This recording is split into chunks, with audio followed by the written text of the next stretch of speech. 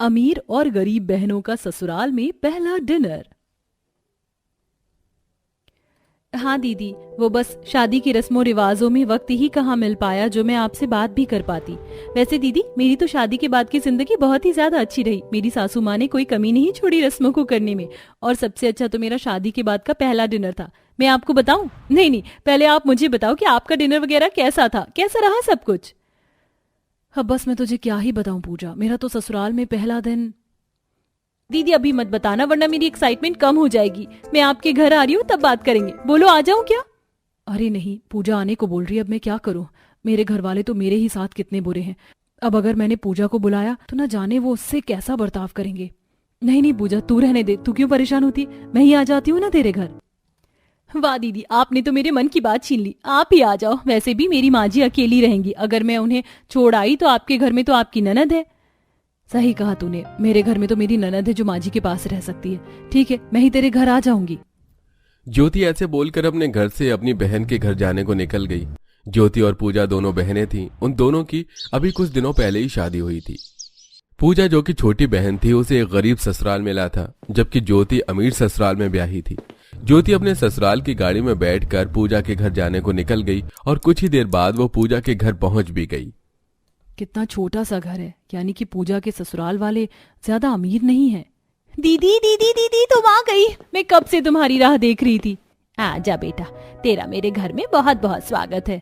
नमस्ते माँ जी। नमस्ते बहू, जा तू अपनी बहन से कमरे में बातें कर ले, तब तक मैं तुम्हारे लिए चाय नाश्ते का इंतजाम करती हूँ। सुजाता की बात सुनकर पूजा अपनी बहन को अपने कमरे में ले गई, जहां जाकर दोनों बहनें बातें करने लगीं। दीदी, आज तो आपसे पूछने को मेरे पास बहुत कुछ है। और बताओ दीदी, आपकी शादी के बाद की जिंदगी कैसी चल रही है? शादी के बाद क्या क्या किया? जीजू ने आपको कहीं घुमाया? नहीं, बिल्कुल भी नहीं। मेरी तो शादी के बाद से जिंदगी बद से बदतर ही चल रही है। खैर, तू बता कि तेरा सब कुछ कैसा रहा। क्यों दीदी, आपके घर वालों ने ऐसा क्या कर दिया? जानना चाहती है तो सुन, वैसे भी बस एक तू ही तो मेरी हमदर्द है। ज्योति ने ऐसे बोलकर पूजा को अपनी कहानी सुनाना शुरू किया। वाह, ये घर है या पूरा महल? मैंने सुना तो था कि मेरे ससुराल वाले बहुत अमीर हैं, लेकिन इतने अमीर हैं, ये बात मुझे आज पता चली। ज्योति विदा होकर अपने ससुराल ही आई थी। वो दुल्हन के जोड़े में अपने घर में आते हुए अपनी बड़ी हवेली को देख रही थी, क्योंकि उसकी शादी एक बेहद अमीर घर में हुई थी। ज्योति अपनी हवेली देख देख कर अभी खुश हो ही रही थी, जहां से वो मेन डोर पर भी पहुंच गई। ये क्या, मुझे तो लगा था कि मेरे घर में मेरा गृह प्रवेश बड़े ही धूमधाम से होगा, लेकिन यहाँ तो मेरा स्वागत करने को भी कोई नहीं है। ज्योति अपने दरवाजे पर किसी को भी स्वागत के लिए न खड़ा देख कंफ्यूज हो गई कि तभी उसका पति बोला, ज्योति क्यों रुक गई तुम यहीं दरवाजे पर ही? चलो आओ अंदर चलो। अर्जुन जी, यहाँ पर तो कोई भी मेरे गृह प्रवेश के लिए नहीं है। तुम्हें गृह प्रवेश की फॉर्मेलिटी चाहिए? अरे चावल से भरा हुआ कलश यहाँ रखा हुआ तो है, आ जाओ, इसे गिराते हुए अंदर आ जाओ। ज्योति को काफी अजीब सा लगा, क्योंकि उसके गृह प्रवेश को वहां कोई नहीं था, लेकिन वो अकेले में ही पांव से कलश को गिराते हुए घर के अंदर आ गई और आकर सीधा अपने कमरे में चली गई। ये क्या बात हुई कि मेरे स्वागत के लिए कोई दरवाजे तक भी नहीं आया? मेरी एक ननद है, सासू माँ भी है, किसी को तो आना चाहिए था ना। एक तरफ ज्योति ऐसे सोच रही थी तो वहीं दूसरी तरफ, वाह कितना अच्छा लग रहा है, मेरा गृह प्रवेश हो रहा है। नजर ना लगे मेरे बहू और बेटा को। आजा बहू, तेरी आरती हो गई, अब तू पांव से कलश को गिराते हुए अंदर आ जा। पूजा का काफी अच्छे से सभी रस्मों के साथ गृह प्रवेश हुआ, जिसकी वजह से वो काफी खुश थी। गृह प्रवेश के बाद पूजा को उसकी सास ने अंदर अपने पास ही बिठा लिया और वो उससे बातें करने लगी। बहू तू मेरी बेटी है। बहू नहीं, पता है मुझे शादी के बाद से ही एक बेटी की ख्वाहिश थी, लेकिन मुझे बस एक बेटा मिला। लेकिन अब तू आ गई है ना, तो अब वो बेटी की कमी भी खत्म हो गई। पूजा से ऐसे ही उसकी सास ने बहुत बातें की, जिनके बाद वो उसे कमरे में छोड़ आई। पूजा अपनी सास की बातें सुनकर बहुत ज्यादा खुश थी। ऐसे ही अगले दिन, वाह, आज तो मेरी पहली रसोई होगी, मैं सभी से बात करूंगी। वैसे भी कल तो मैं किसी से भी नहीं मिल पाई थी, लेकिन आज मैं सभी का दिल जीत लूंगी।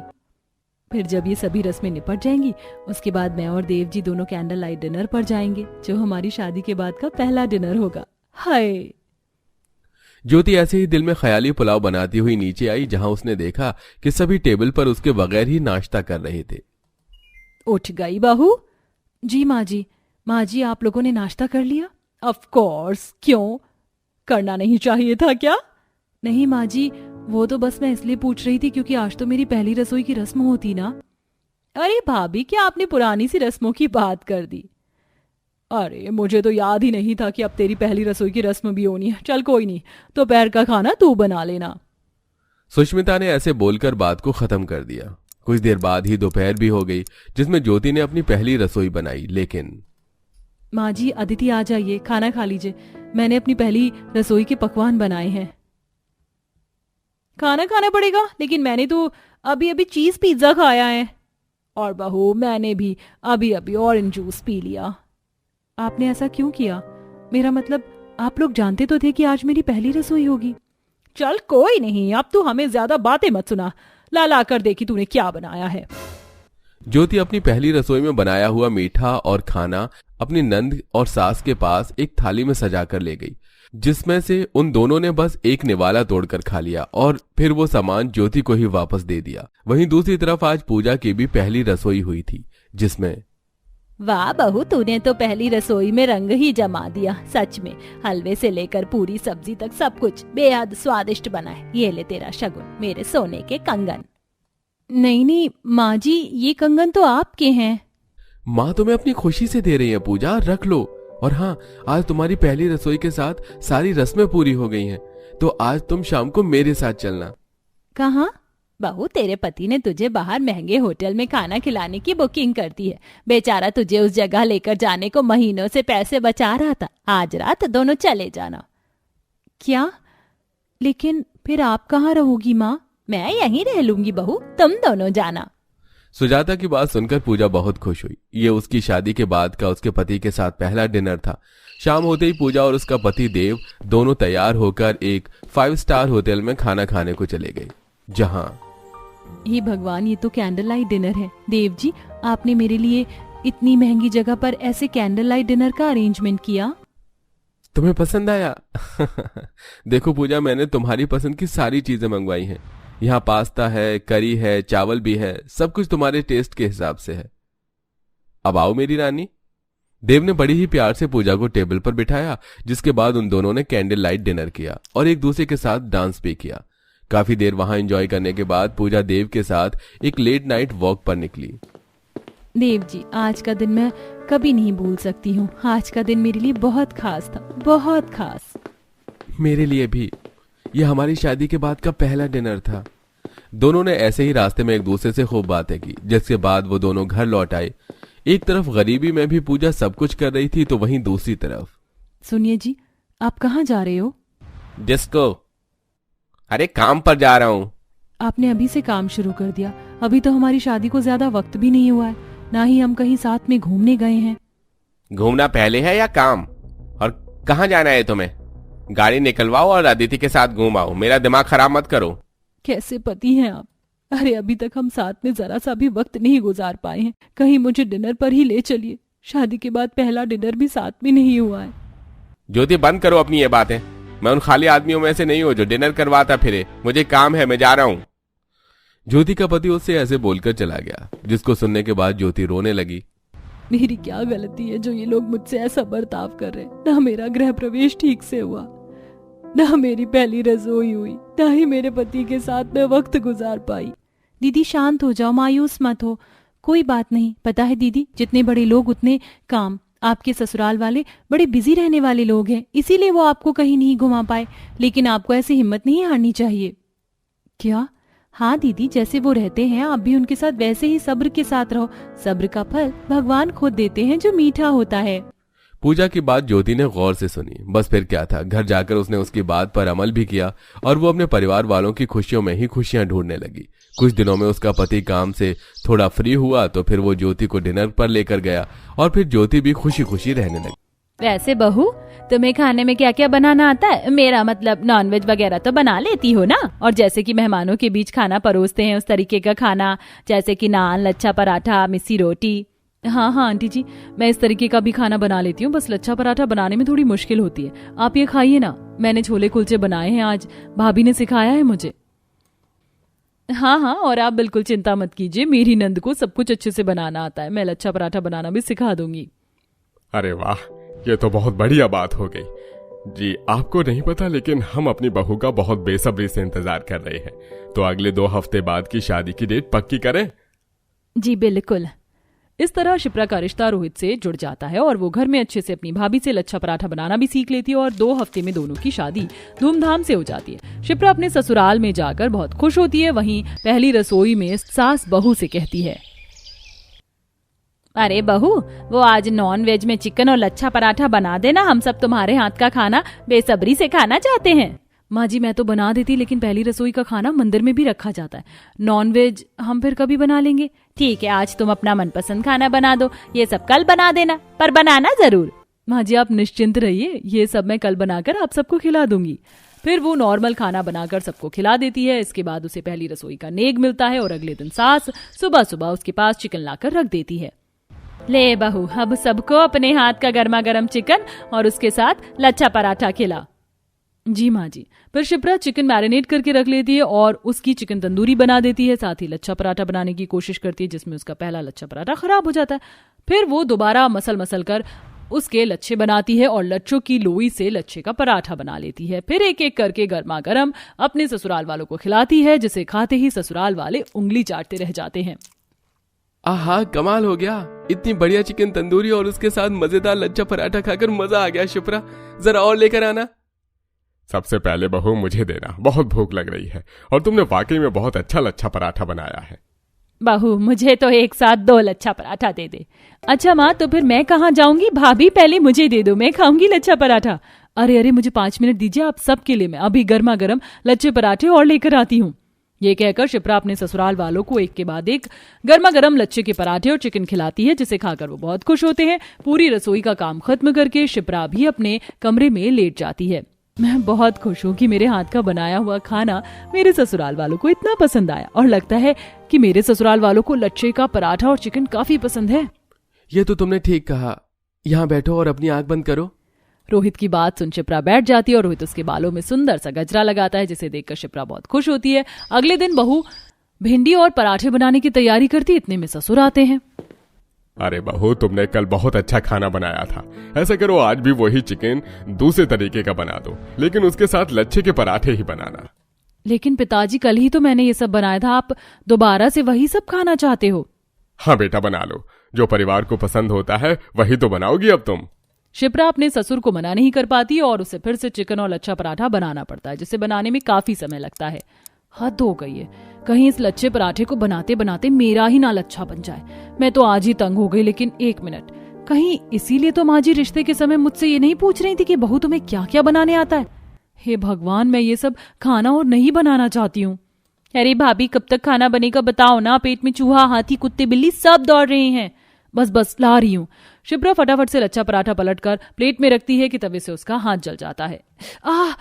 मेरा हाथ जल गया, उफ। शिप्रा कुछ देर पानी में हाथ रखती है और फिर सबके लिए लच्छा पराठा बनाकर ले जाती है। ऐसे ही दिन गुजरते हैं और ससुराल वाले रोज रोज बहू से लच्छा पराठा और चिकन बनवा कर उसे परेशान कर देते हैं। वहीं शादीशुदा नंद भी अपने घर जाने से पहले भाभी से कहती है, भाभी मुझे आपके हाथ का लच्छा पराठा बहुत पसंद है, आज भी बना दो ना और मुझे बनाना भी सिखा दो, मैं अपने ससुराल वालों को बनाकर खिलाना चाहती हूँ। हाँ, यही तो रह गया मेरी जिंदगी में। मेरा मतलब मुझे ये काम अपनी जिंदगी में करना बहुत पसंद है। आइए ना दीदी, मैं आपको खाना बनाना सिखाती हूँ। मेरा मतलब लच्छा पराठा और चिकन। अरे वाह मेरी शिवानी, तेरी वजह से आज भी हमें लच्छा पराठा और चिकन खाने का मौका मिल गया। हाँ ये तो है। फिर शिप्रा शिवानी को लच्छा पराठा और चिकन बनाना सिखाती है, जिसे खाकर वो थोड़ा अपने ससुराल के लिए भी ले जाती है। लेकिन कुछ दिन बाद शिवानी अपने ससुराल वालों के साथ घर आ जाती है। अरे अखिलेश जी, आप अरे बैठिए बैठिए, कैसे आना हुआ?